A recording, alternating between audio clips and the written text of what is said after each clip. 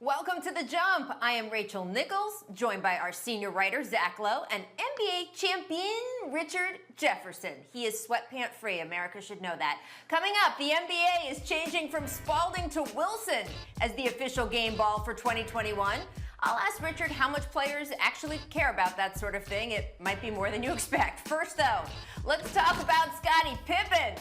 He went from the equipment manager on his college team to a Hall of Fame basketball player. He's a six-time champ who made 10, count them 10 all-defensive teams.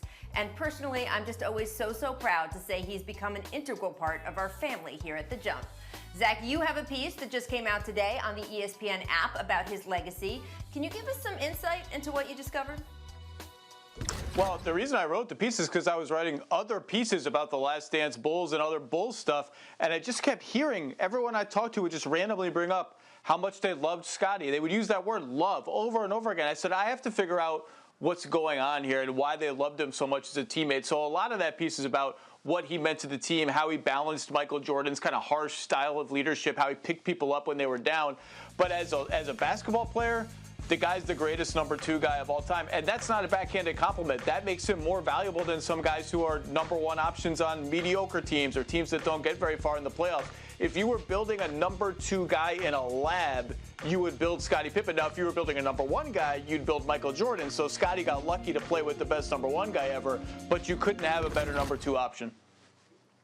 No, I agree with what you say, Zach. I think his legacy is very complicated because he wanted that opportunity to be the number 1 guy, and you can say he had a year and a half, and I think that's where some of that, Tony Kukoc getting that last shot, some of that anger, and even Scottie said, if I had to do it all over again, I probably wouldn't change a thing because as much as he's been considered the best number 2 player of all time, he wanted that opportunity to be a number 1 player. So I think his legacy, yes, he is loved. And even he said that he needed Michael Jordan to be that bad guy, to be that enforcer. So he took on the role of helping to lift up other players.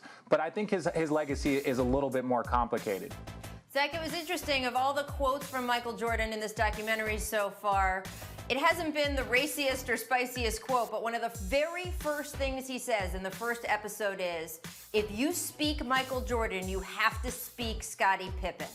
He just says right out there, for all the little backs and forth after that, there is no MJ the way we know him without Scottie. And of course, Scottie didn't win a title without Michael there when he took his baseball break, but Michael did not win a title without Scottie Pippen. Zach, how do you think Michael Jordan, his legacy, his history would be different if it wasn't Scottie Pippen next to him?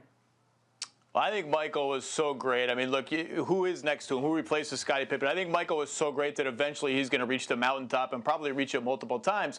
But do you go 6-0 in the finals? Do you essentially never lose in the playoffs other than the year you come back from baseball? Once they started winning, they essentially never lost again. And I don't know if you have that level of consistency without a number 2 guy who complimented him on and off the court as perfectly as Scottie did.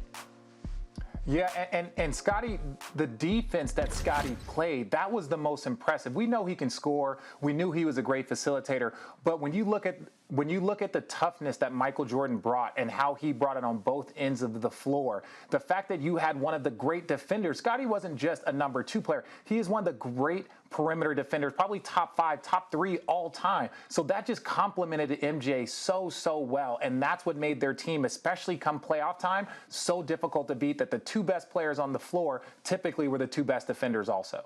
So Richard, which player today would you say most resembles Pip on the court? Honestly, it's tough. I would say, Paul George, Kawhi Leonard. I think those 2 guys, you have to look at great 2-way players, guys that play the game. I would say Kawhi is better than Paul George, but I think both of them bring so much defensive intensity and offensive, focus, and I think that's why the Clippers were so excited. You had the best, probably 2-way players, maybe Anthony Davis, but on the perimeter end, you had the 2 best. I think Kawhi is probably past Scottie just in terms of what he can do offensively with the ball. To me, in terms of impact, Paul George is the better comparison because Paul George, I think, is the best number 2 guy in the 2020 NBA. But if you want to get Scottie Pippen, like what stylistically Paul George and Scottie Pippen are different, if you could somehow mix Paul George and Draymond Green, and by the way, in the mixture, Paul George's three-point shot gets like a lot worse and they meet in the middle. That comes close. That comes close. Zach, that comes close to what Scottie Zach, Pippen is. Zach. Draymond Green? Zach, come on. And this is, first of all, before everybody goes crazy, I'm not knocking Draymond Green. That's not what this is. But that comparison, Zach, if you mix them and create one player. But part of Draymond's Green, like, superhero power is his intensity and his focus and his aggression and all that. That was never Scottie. So you're saying the best part of Draymond Green was never a part of Scottie's game. Like, I love you. I'm saying the multi-positional defense, the 2-time Defensive Player of the Year, the guy who can guard 1 through 5, that part of Draymond Green's game, and the playmaking too. Look, the temperament of Paul George is something you guys have both mentioned.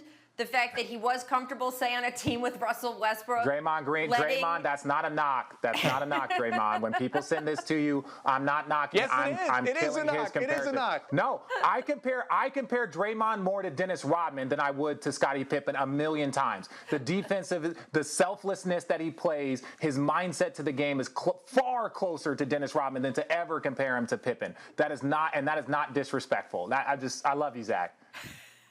Richard Jefferson joins the show, and it's immediately off the rails, which is why we love you. For more on Scottie, Jordan, and the rest of the Bulls, watch the final 2 episodes of The Last Dance Sunday starting at 9 o'clock Eastern, the uncensored version on ESPN and the app. As my 9-year-old daughter says, that man uses a lot of bad words, so the edited mature language version is on ESPN too. Thanks for watching ESPN on YouTube. For live streaming sports and premium content, subscribe to ESPN+.